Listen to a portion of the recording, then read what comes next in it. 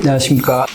이어서 이 실전 관련된 내용들 설명드리도록 하겠습니다. 아마도 제 예상으로는 올해 연말이 되면 많은 기업들이 등급이 변화들이 생길 것 같아요. 거기서 좋은 등급으로 올라가는 기업들은 더 좋은 조건에서 금융기관으로부터 대출을 받거나 연장할 수가 있겠지만, 더 안 좋은 등급으로 떨어지는 기업들은 대출금을 회수한다거나 일부라도 감액이 되거나 아니면 신규 대출이 어렵거나 이런 어려움에 직면하게 될 수 있습니다.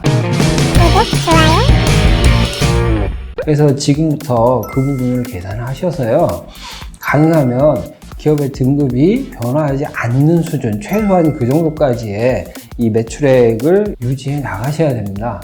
그래서 이 매출액을 일부러 분식해서 하라는 건 아니지만, 내년에 발생할 것 같은 매출을 미리부터 영업을 하셔가지고 올해 일으킬 수 있게 한다거나, 아니면 부족한 부분들을 빨리 캐치업할 수 있는 그런 전략들을 세워서 매출을 일정한 수준 이상 증가하는 걸로 만드는 이런 구조를 지금부터 준비하셔야 올해 연말 또는 내년 초에 있을 여러 가지 변수들에 효율적으로 대응하실 수 있게 될 것 같습니다. 그 다음에 이제 사실 중요한 건 매출 채권 회전율인데요. 판매는 했는데 이게 채권 회전이 늦어져 가지고 자꾸 현금화가 안 되면 계속 부담이 되죠. 그래서 이 부분을 전문적으로 해결을 잘 하셔야 됩니다. 근데 이건 회사에서 그냥 단독적으로 되지는 않고 또 업의 특성이 있기 때문에 쉽지 않은 문제입니다. 그래서 이런 부분들도 컨설턴트들과 같이 협의해 나가면서 진행하시면 좋습니다. 시중에 여러 가지 제도들이 있거든요. 근데 모르셔서 못하는 부분들이 많이 있어요. 매출 채권 팩토링이라고 해서 채권을 가지고는 있지만 현금화가 늦게 되는 경우에 벤처기업부라든가 다른 이런 공기관에서 그 부분을 현금화하는 걸 도와주는 제도들이 있거든요. 그래서 이런 부분을 통해서 현금화를 즉시 하고 그 부분을 도움을 받아가면서 하게 되면 매출 채권 회전율이 빨라지죠. 그러면 그만큼 자금의 압박이 좀 덜어지고 그 부분만큼 차입이라든가 이런 규모를 줄일 수 있는 두 가지 효과를 같이 거두실 수가 있습니다. 그다음에 이제 마지막으로 한 가지는 그 재무 분석에서 제일 중요한 게 손익분기점을 분석해서 그 부분을 효율적으로 이제 활용하는 건데요. 손익분기점 계산이 사실 쉬운 건 아니죠. 그렇지만 내 손익분기점이 어느 정도 되는지 그 부분을 명확히 인식하고 다시 한번 짚어보시기 바랍니다. 그래서 내가 손익분기점 이하로 계속 매출이 발생한다라고 하면 이 사업의 지속성에 문제가 되기 때문에 이 지속성을 가져가기 위한 방안들을 지금부터 만들어 나가셔야 되죠.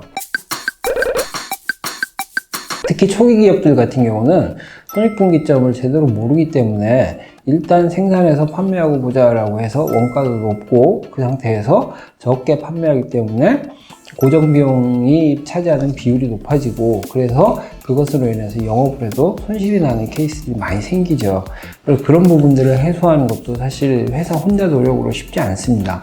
그러면 이런 부분이 있을 때는 전문적인 컨설턴트들과 함께 손익분기점을 분석을 해보고요. 내가 적정하게 생산해서 이익을 낼 수 있는 수준의 수량이나 매출이 얼마가 되는지 다시 한번 점검을 해보실 필요가 있습니다.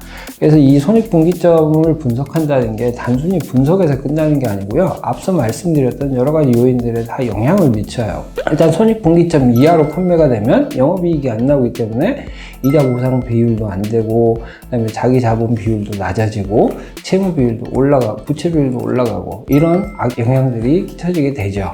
그리고 그렇게 되다 보니까 결국은 차입도 장기 차입이 안 되고 단기 차입이 되기 때문에 유동 비율도 올라가고, 자산이 쌓이지 않기 때문에 유동 자산도 적어지고, 이런 여러 가지 복합적인 현상들이 계속 반복해서 생기게 됩니다. 지금 현재 어려우신 상황인 건 충분히 이해가 되지만, 어려울 때일수록 다시 한번 스스로를 돌아보고 미래를 준비하는 그런 시간들이 반드시 필요하다고 생각이 되거든요.